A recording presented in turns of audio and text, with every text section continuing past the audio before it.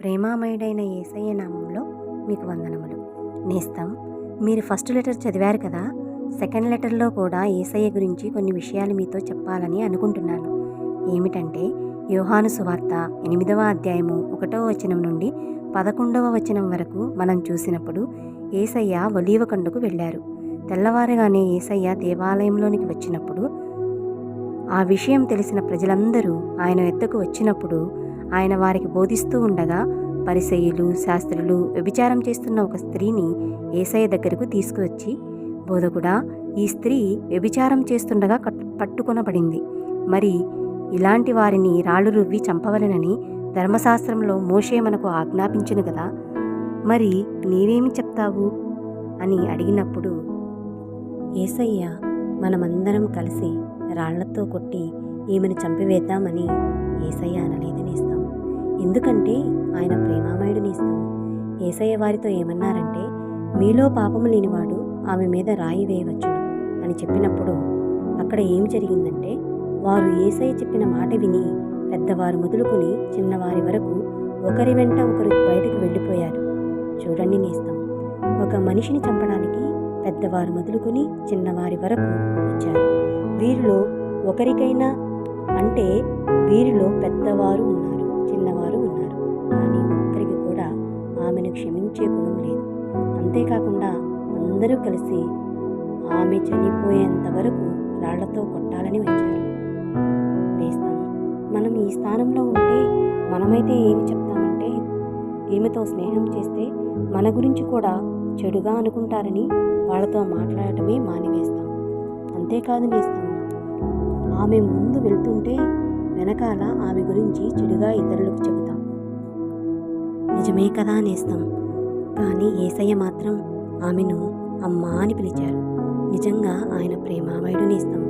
ఆయన ఏమన్నారంటే, అమ్మా, నిన్ను ఎవరినూ శిక్షింపలేదా, అంటే నీ మీద ఎవరినూ రాయి వేయలేదా అని అడిగినప్పుడు ఆమె ఏమన్నదంటే, లేదు ప్రభువా, నన్ను ఎవరినూ శిక్షింపలేదు అని ఆమె అన్నప్పుడు యేసయ్య ఏమన్నారంటే, నీవు వ్యభిచారం చేస్తావా, ఇప్పుడే నిన్ను పాతాళానికి పంపిస్తాను అని అనలేదు నేస్తం.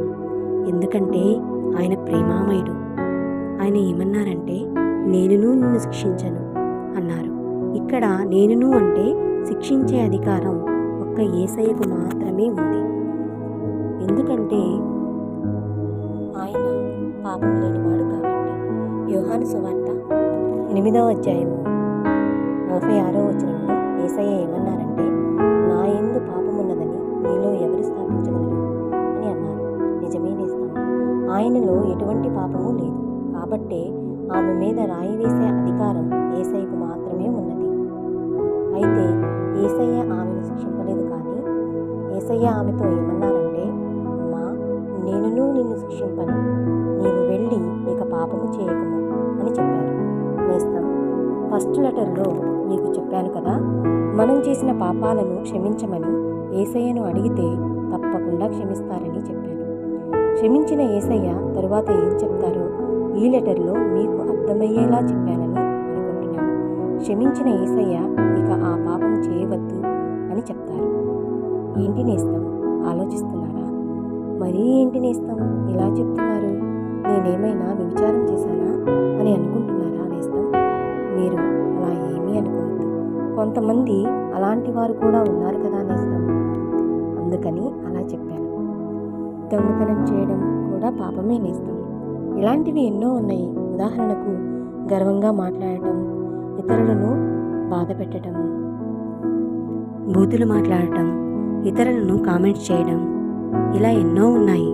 ఉదాహరణకు మనం అబద్ధమాడామనుకోండి, తరువాత మన హృదయం నీవు అబద్ధమాడావు అని గద్దిస్తుంది. అప్పుడు యేసయ్యా, నేను అబద్ధమాడాను, నన్ను క్షమించవా అని అడిగినప్పుడు ఆయన తప్పకుండా క్షమిస్తారు నేస్తం. యేసయ్యా, నేను అబద్ధమాడాను, నన్ను క్షమించవా అని మీరు అడుగుతున్నారంటే అబద్ధమాడటం తప్పు అని మీకు అర్థమైంది. అందుకే క్షమించమని మీరు అడుగుతున్నారు. యేసయ్య మనతో ఏమంటారంటే, తప్పకుండా క్షమిస్తానమ్మా, కానీ ఇక ఆ తప్పు ఎప్పటికీ చేయకు అని అంటారు.